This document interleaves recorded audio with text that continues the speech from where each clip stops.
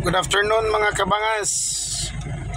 Good afternoon. Today na ako diri karon sa akong alma mater. Diri sa formerly this is Bukidnon State College, External Studies, Hingoog City.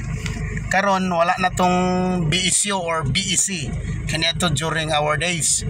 Today gitawag na siya og Hingoog City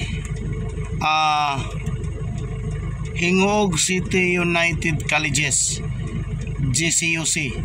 Hingoog City United Colleges. Saan na din? Pakalito sa nagtarong. Hingoog City United Colleges.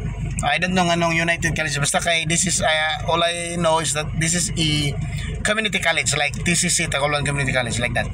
Alright, so nakudiri karon mga kabangas, no?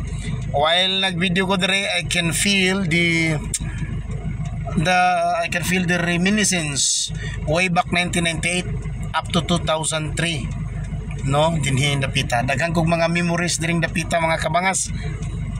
In fact diri mi nagkita sa akong maidlot nga asawa, no? Classmate mig do ka subject, so diri mi nagkita, no? Si Sharon nga si Gabi man pud ko. Well, anyway, no? So ako ipakita sa inyo mga kabangas kung saan ay sitwasyon dire. Wala ba rin na nausab?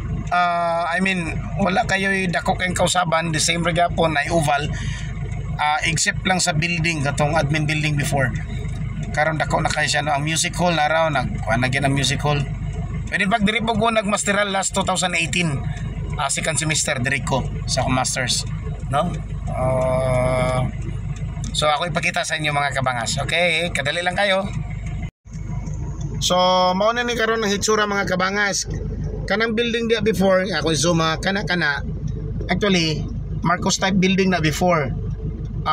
Mo nang Extension High School sa Hingoog City Comprehensive High School. Karon gihimo na siyang sa senior high yata na siya.